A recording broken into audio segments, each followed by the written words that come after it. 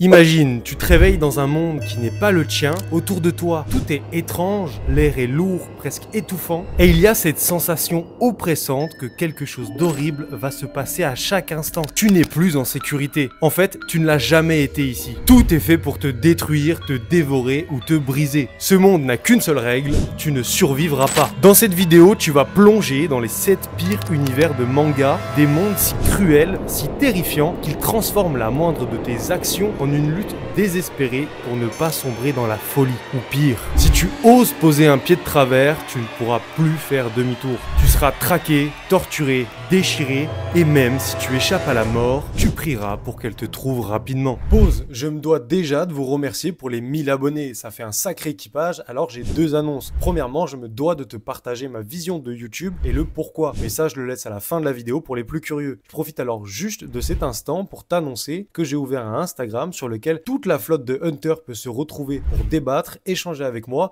et retrouver du contenu exclusif. Là-bas on est chill, alors si t'as pas encore ta licence de Hunter, abonne-toi et rejoins-moi sur Instagram. Bien sûr, le lien est dans la description.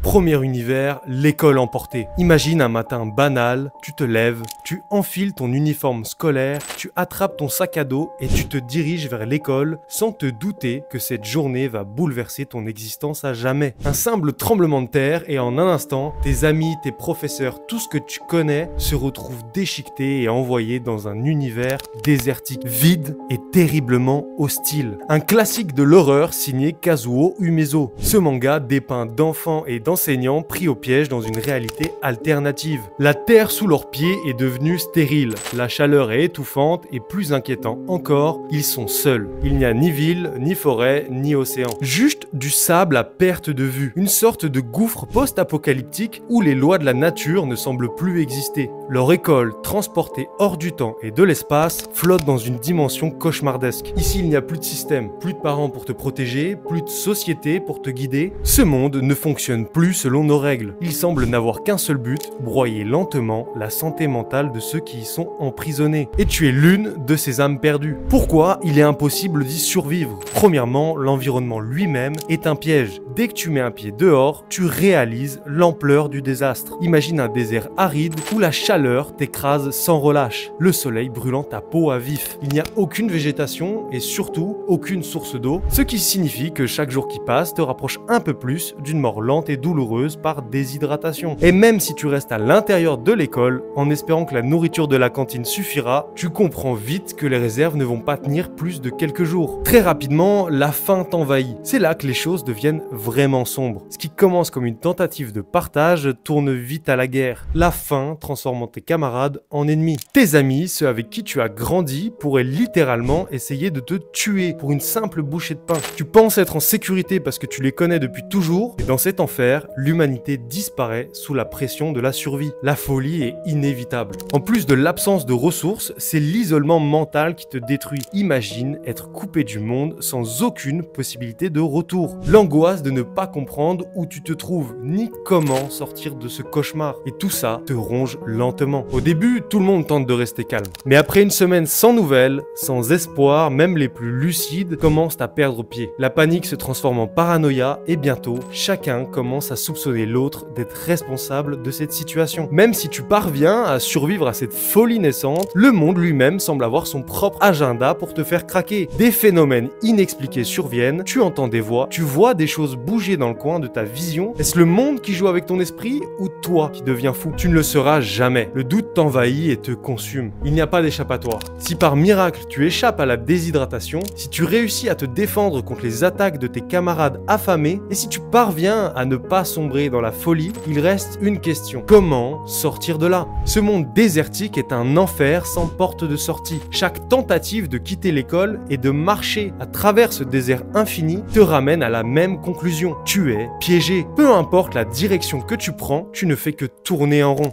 Donc imagine-toi, si demain tout ce que tu connais disparaissait, si tu te réveillais dans un endroit où la nature elle-même semble être ton ennemi, le confort de l'électricité, de l'eau potable, tout cela n'existe n'existe plus. Tu ne pourrais même pas compter sur la technologie pour te sauver. Pas de réseaux sociaux pour appeler à l'aide, ni de GPS pour te guider. Dans le monde de l'école emportée, la survie ne se joue pas seulement sur le plan physique, mais aussi sur le plan psychologique. Et c'est souvent là que les plus coriaces échouent. Ce qui rend pour moi cet univers encore plus terrifiant, c'est la façon dont il reflète une part de réalité. Lorsque des sociétés s'effondrent, que les ressources deviennent rares et que la panique s'installe, les règles sociales volent en éclats. Regarde un peu notre monde. C'est exactement ce qui se passe ici, mais amplifié fois 1000. Passons au deuxième univers. Imagine-toi marchant seul à travers des champs dévastés, le ciel couvert d'un voile grisâtre, comme si le soleil refusait de briller sur cette terre maudite. Le vent souffle, emportant avec lui des cendres et l'odeur âcre du sang versé. À l'horizon, des silhouettes vacillantes s'avancent, des guerriers errants ou des paysans affamés traînent leur misère à travers un paysage de guerre. Tu ne sais pas encore où tu es, mais la peur s'empare rapidement de toi. Tu avances prudemment, chaque pas pesant de plus en plus, comme si le sol lui-même refusait de te porter. Soudain, au détour d'un chemin, tu aperçois un village en ruine, les maisons sont à moitié brûlées, les cadavres éparpillés au sol racontent l'horreur de ce qui s'est passé, la terre est imprégnée du sang des innocents et tu réalises que ce monde est bien plus cruel que ce que tu aurais pu imaginer. Tu l'auras deviné, tu t'es retrouvé dans le monde de Dororo. Bienvenue au Japon féodal, où la terre est déchirée par des guerres incessantes et où la souffrance des innocents est un quotidien inévitable, où la survie est une malédiction autant qu'un défi. Ce monde, qui est celui d'Yakimaru, est rempli de guerres, de maladies et de famines. Le peuple souffre sous le joug de dirigeants corrompus, mais pire encore, le pays est investi de démons qui rôdent dans les ombres. Ces créatures cauchemardesques, souvent liées à des lieux maudits ou à des tragédies humaines, se nourrissent de chair et d'âme, voire même du malheur des humains. Pour les affronter, tu dois posséder un courage inhumain et une force extraordinaire, car les démons ici ne sont pas des êtres abstraits, ils sont réels, tangibles, et chaque rencontre avec eux pourrait bien signer ta fin. Le monde de Dororo fonctionne selon des règles archaïques et violentes. La loi du plus fort règne, et les pactes avec les forces obscures ne sont pas rares. Ce qui rend cet univers particulièrement sombre, c'est l'idée que pour prospérer, les dirigeants même sont prêts à sacrifier des innocents, à commencer par leurs propres enfants. Tu ne pourrais survivre ici, car ce monde ne laisse aucune place à la faiblesse. Dès que tu mets un pied dans cet univers, tu es confronté à des menaces que ni ton courage ni ta force ne pourraient surmonter. Les villages sont souvent dévastés par les guerres incessantes entre seigneurs et les routes sont infestées de bandits.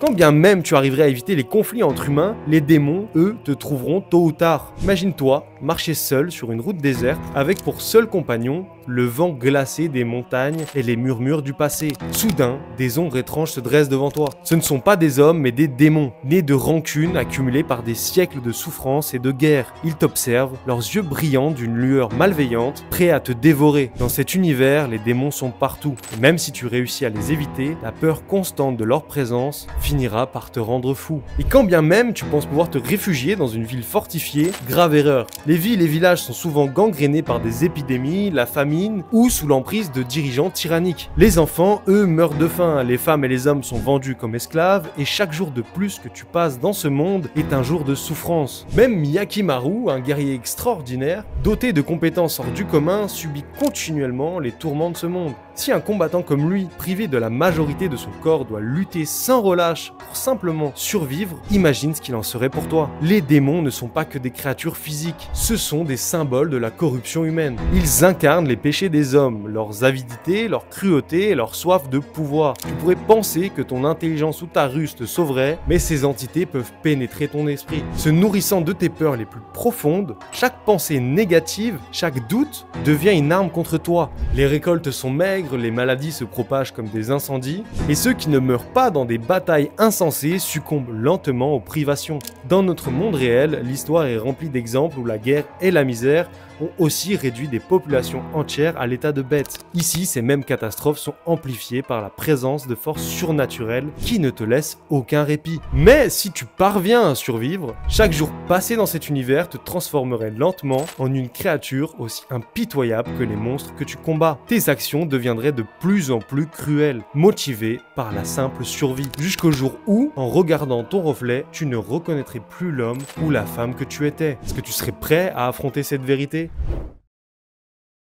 Passons à l'univers numéro 3. Un monde où tout ce qui est jugé impur est condamné à l'oubli. Dans l'univers de Gyakakuta, il y a ceux qui vivent dans la lumière et ceux qui, rejetés par la société, sont jetés dans un immense gouffre. Ce gouffre est un abîme sans fond, une fosse qui semble n'avoir aucune limite, où les bannis, les criminels et les moins que rien sont envoyés pour disparaître à jamais. Ce gouffre, c'est l'enfer, une décharge à ciel ouvert qui avale toute trace d'humanité. Dans ce monde dystopique, les enfers sont un lieu où règne la pourriture, les détritus et les démons. Le ciel est masqué par un amas dense de pollution et de poussière, les bâtiments sont effondrés et l'air que tu respires est toxique. Les survivants qui ont été jetés dans cet enfer ne sont plus des humains dans le sens où nous l'entendons. Ce sont des âmes déchirées par la violence, la misère et la trahison. Ils vivent dans la crasse et l'abandon total. Ce monde fonctionne un peu comme un miroir inversé de la société. Ceux qui vivent à la surface profitent du luxe, pendant que ceux qui sont jugés indignes vivent dans l'oubli total. Ce système est sans pitié. Tu fais une erreur et tu es effacé, jeté comme un déchet humain sans autre forme de procès. Pourquoi tu ne pourrais pas y survivre? Dès le premier instant où tu tombes dans le gouffre, tu comprends que ce n'est plus une question de vie ou de mort, c'est une question de savoir combien de temps tu peux résister avant que cet abîme de désespoir ne t'avale entièrement.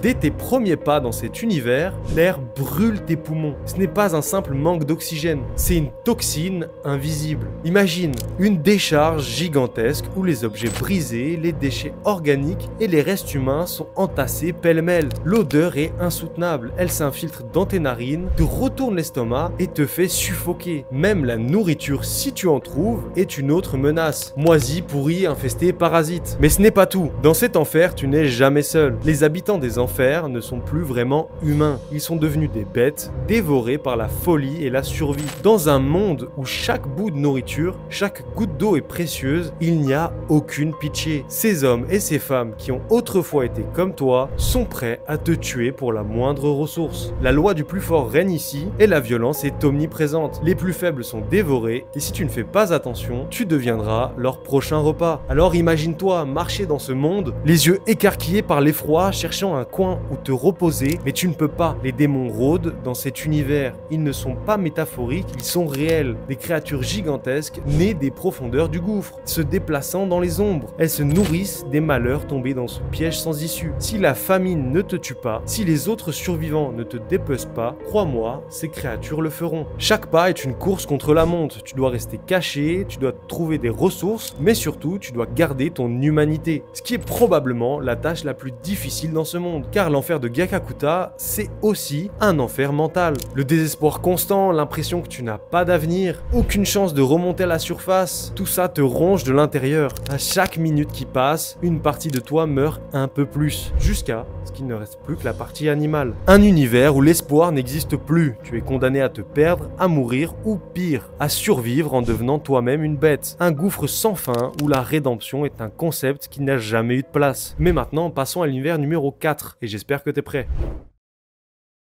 Univers numéro 4. Il est à peu près le milieu de la nuit, tu es dans une ruelle sombre d'une ville britannique, il pleut légèrement, les pavés mouillés sous tes pieds reflètent le faible éclat des lampadaires vacillants. Il fait froid, mais ce n'est pas le froid de l'automne qui te fait trembler. Quelque chose d'autre hante l'air, quelque chose d'invisible, mais terrifiant comme si l'ombre elle-même était vivante, prête à bondir. Tu sens une présence qui te serre la gorge, une pression indescriptible qui te pousse à regarder autour de toi, mais il n'y a rien, juste la nuit noire et le silence assourdissant. Tu avances, inquiet et le cœur battant quand soudain, un bruit résonne derrière toi. Un frottement, non, un craquement. Tu te retournes et là, tu les vois. Des créatures aux yeux rouges comme des braises dans l'obscurité. Ils sont nombreux, leur corps déformé, leur bouche grande ouverte révélant des crocs acérés. Ce ne sont pas des humains, mais des ghouls, des cadavres ambulants ramenés à la vie pour servir de chair à canon. Ces êtres étaient autrefois des gens ordinaires, mais victimes d'une morsure de vampire. Et ils sont désormais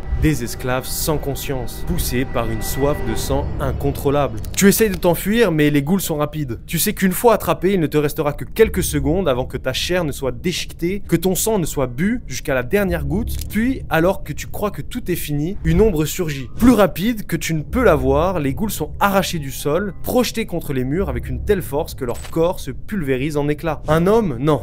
quelque chose de bien plus ancien et de bien plus puissant. Tu fais face à un vampire. Et bienvenue dans l'univers de Hellsing. Ici, les vampires ne se cachent pas dans les mythes et légendes, ils sont réels. Et ils chassent les vivants sans répit. L'ordre Hellsing est une organisation secrète dirigée par Sir Integra Hellsing. Elle est la seule chose qui se dresse entre l'humanité et les ténèbres rampantes. Mais même cette organisation, avec tous ses moyens, n'est pas assez pour stopper la vague de mort qui approche. Et tu viens tout juste d'apercevoir ce que ce monde contient. Derrière les ghouls et les vampires mineurs, d'autres horreurs rôdent. Les nazis du millénium, une armée de vampires immortels créés pour une seule chose, la guerre totale. Ils n'ont qu'un seul objectif, plonger le monde dans un carnage sans fin, recréant les pires horreurs de la Seconde Guerre mondiale. Mais cette fois avec une armée de créatures immortelles à leur côté, des monstres créés par la folie humaine. Pourquoi il est impossible d'y survivre? Dans cet univers, ta vie ne vaut pas grand chose, et tu n'aurais aucune chance de survivre bien longtemps. Hellsing n'est pas un monde pour les faibles. Ici, chaque ruelle, chaque recoin de cette ville est le théâtre d'une guerre secrète. Une guerre que les humains normaux ne peuvent même pas percevoir jusqu'à ce qu'il soit trop tard. Tu pourrais penser que rester à l'intérieur, te barricader chez toi te protégerait, mais les vampires sont des prédateurs rusés. Capables de se glisser partout, d'infiltrer n'importe quel endroit, tu ne seras jamais à l'abri. Prenons les ghouls. Par exemple, ce ne sont pas de simples zombies. Ils sont rapides, obéissants et ne se fatiguent jamais. Une seule morsure suffit pour transformer un humain en l'un d'eux. Tu n'aurais aucune chance face à une horde de ghouls affamés. Elles te traqueraient sans relâche jusqu'à ce que tu tombes d'épuisement, puis elles te dévoreraient vivant. Leur force réside dans leur nombre et leur incapacité à ressentir la peur. Il n'a rien de plus terrifiant que de te retrouver seul face à une armée de créatures qui ne pensent qu'à te dévorer. Et même si par miracle tu réussissais à échapper aux ghouls, comment comptes-tu survivre face aux véritables vampires? Les vampires de Hellsing ne sont pas comme ceux que tu as pu voir dans les films. Ils sont puissants, rapides et surtout intelligents. Ils ne se contentent pas de boire ton sang, ils jouent avec leurs victimes, les torturant mentalement et physiquement avant de les dévorer. Imagine être traqué par un vampire comme Luke Valentine qui ne se contenterait pas de t'attraper. Il te briserait en jouant avec toi, avant de finalement t'ôter la vie d'une morsure précise et calculée. Mais au-delà des vampires classiques, il y a des monstres comme Zorin Blitz, une vampire aux capacités psychiques redoutables qui peut manipuler tes perceptions, te forçant à voir des illusions terrifiantes, te plongeant dans des cauchemars éveillés jusqu'à ce que tu deviennes fou. Dans ce monde, la mort n'est pas toujours ce qu'il y a de pire. La folie, la torture et la souffrance sont souvent les prémices d'une fin encore plus atroce. Bienvenue dans le monde de Hellsing, un univers où les monstres rôdent dans chaque coin d'ombre, où la mort te guette à chaque instant, et où même les survivants ne connaissent que la folie et le carnage. Ici, l'humanité n'est qu'un jouet pour des créatures immortelles, et toi, tu n'aurais pas la moindre chance d'y échapper. Passons à l'univers numéro 6. On se retrouve à Tokyo. La nuit est lourde, pesante et une brume étrange semble s'accumuler au coin des ruelles. Les lumières sont des néons qui clignotent faiblement, comme si la ville elle-même était un peu à bout de souffle. Il y a un silence inhabituel, dérangeant, aucun bruit de voiture, aucun murmure. Tu réalises vite que tu es seul et que quelque chose ne va pas. Soudain, un frisson glacé parcourt ton échine. L'air semble se figer autour de toi, l'atmosphère devient oppressante, presque suffocante. Tu essayes de te rassurer, te disant que ce n'est rien, juste ton imagination, mais alors que tu avances dans cette rue déserte, tu entends un bruit, un grognement profond suivi d'un léger cliquetis métallique, comme une lame que l'on aiguise lentement. Tu te retournes brusquement, personne, pourtant tu sens une présence, quelque chose d'immensément dangereux, et au détour d'une ruelle, tu vois une ombre se mouvoir dans la brume. Une silhouette difforme, massive, se dresse devant toi. Elle n'a rien d'humain, des yeux rouges scintillent dans l'obscurité, te fixant avec une soif de violence pure. Ce que tu as en face de toi, ce n'est pas une créature de ce monde, mais bien un démon. Ici, dans ce monde, les démons sont réels et sont nés des peurs les plus profondes de l'humanité. Bienvenue dans le monde de Chainsaw Man. Ce que tu vois devant toi, c'est le démon du sang, un monstre qui s'est nourri de la terreur viscérale qu'ont les gens pour la perte de leur sang, pour la mort lente et douloureuse que cela promet. Son corps est couvert de cicatrices béantes, d'où le sang qui coule en continu, une pluie infernale qui transforme le sol autour de lui en marécage écarlate. Ce démon n'a pas besoin de te toucher pour te tuer. Il te fixe et déjà tu sens tes veines se contracter, comme si ton propre corps cherchait à se vider de son sang. Un pas de plus et tu pourrais t'effondrer, vidé de toute vie. Mais il n'est pas seul. Plus loin, tu entends des rires sinistres dans l'ombre.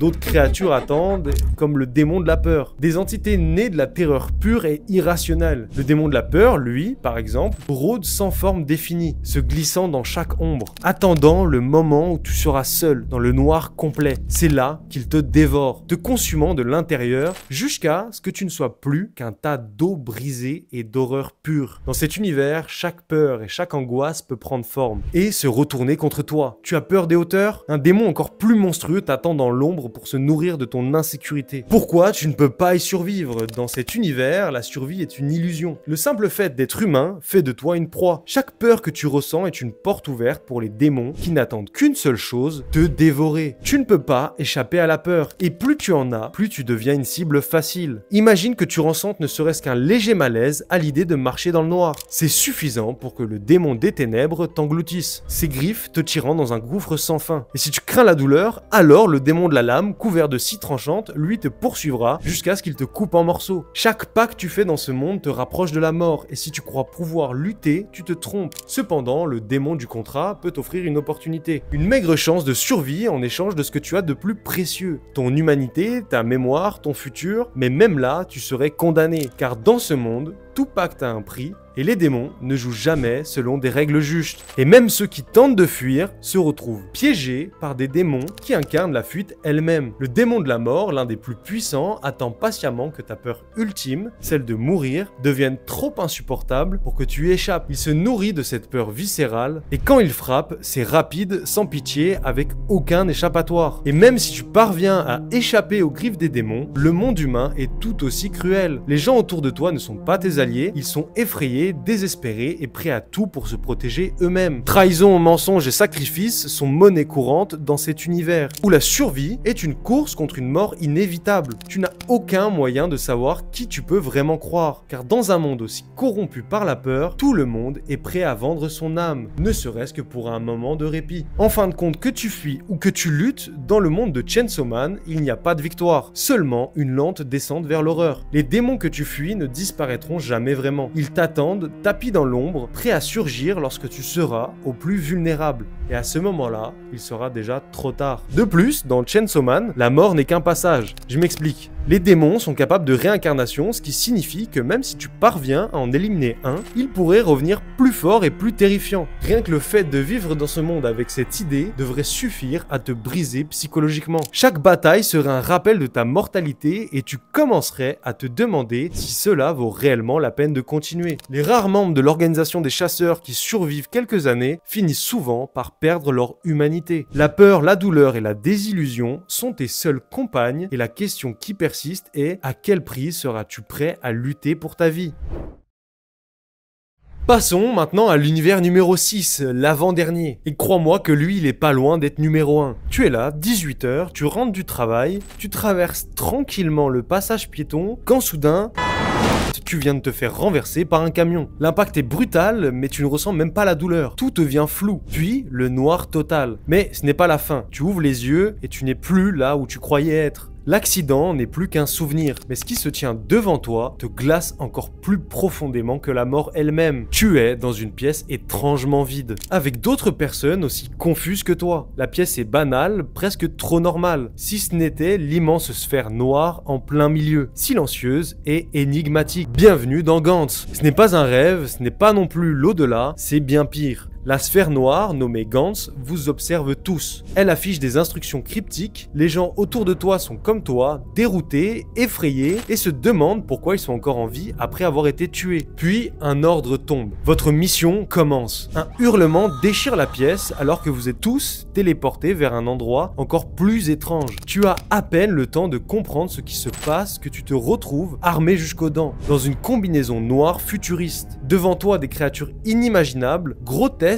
cauchemardesques, et tu dois les chasser, les tuer sous peine de mourir une deuxième fois. Mais cette fois-ci, il n'y aura pas de retour. Dans ce jeu de la mort, orchestré par une entité mystérieuse, il n'y a pas de règles, pas de morale. C'est tuer ou être tué. Et crois-moi, la mort est rarement le pire issue dans cet univers. Pourquoi tu ne pourrais pas y survivre? Tu te dis peut-être que tu aurais une chance dans ce monde, que tu saurais quoi faire, que tu pourrais peut-être même t'en sortir en suivant les règles, mais laisse-moi te dire une chose, ici, les règles n'existent pas vraiment. Dès que tu mets les pieds dans cet univers, ta survie devient une illusion cruelle. Les missions que Gantz te confie ne sont rien d'autre que des cauchemars éveillés. À chaque nouvelle mission, tu es envoyé pour traquer des créatures qui n'ont rien d'humain. humains. Des aliens, des monstres aux formes grotesques, des entités capables de te détruire en un clin d'œil. Tu pourrais penser qu'avec les armes high-tech et ta combinaison spéciale, tu serais prêt à les affronter, mais crois-moi, tu te trompes lourdement. Ces armes bien qu'avancées ne te donnent qu'une maigre chance face à l'horreur qui t'attend. Un faux pas, une erreur de jugement et tu es mort. Chaque mission est pire que la précédente. Et même si tu parviens à survivre, tu ne t'en sortiras jamais indemne. Tu vivrais dans une terreur constante, toujours à l'affût du prochain ordre, la peur au ventre d'être téléporté à tout moment pour un nouveau massacre. Tu crois que tu pourrais t'adapter à ce jeu? Peut-être les premières fois, tu parviendrais à t'en tirer, évitant les pièges, fuyant juste assez vite pour rester en vie, mais après quelques missions, ton esprit commencerait à se fissurer. Voir des gens mourir encore et encore sous tes yeux, les entendre hurler de douleur alors qu'ils sont dévorés, découpés ou pire, ne te laisserait jamais indemne. Chaque nuit, les cris de ceux que tu n'as pu sauver résonneraient dans ta tête, te poursuivant sans relâche, jusqu'à ce que tu en deviennes fou. Et la mort dans ce monde n'est jamais douce. Tu pourrais être décapité par une créature ou démembré lentement par un alien jouant avec ta chair comme s'il s'agissait d'un jouet. La douleur est bien réelle et même si tu meurs, il y a toujours une chance que Gantz te ressuscite, juste pour te renvoyer dans cet enfer encore et encore. Tu n'es qu'un pion dans un jeu sadique et à chaque résurrection, une partie de toi s'éteindrait, hanté par ce que tu as vu. Alors même si tu réussissais l'impossible en accumulant suffisamment de points pour gagner ta liberté, alors que la plupart des participants ne dépassent pas 20 points, est-ce vraiment une libération? Tu retournerais dans la vraie vie, mais rien ne serait plus pareil. Tu serais brisé, marqué à jamais par les horreurs que tu as vécues, incapable de retrouver une vie normale. Le monde te paraîtrait terne et sans intérêt. Et au fond de toi, tu saurais que ce n'est qu'une question de temps avant que Gantz ne te rappelle, te renvoyant dans cet enfer sans fin.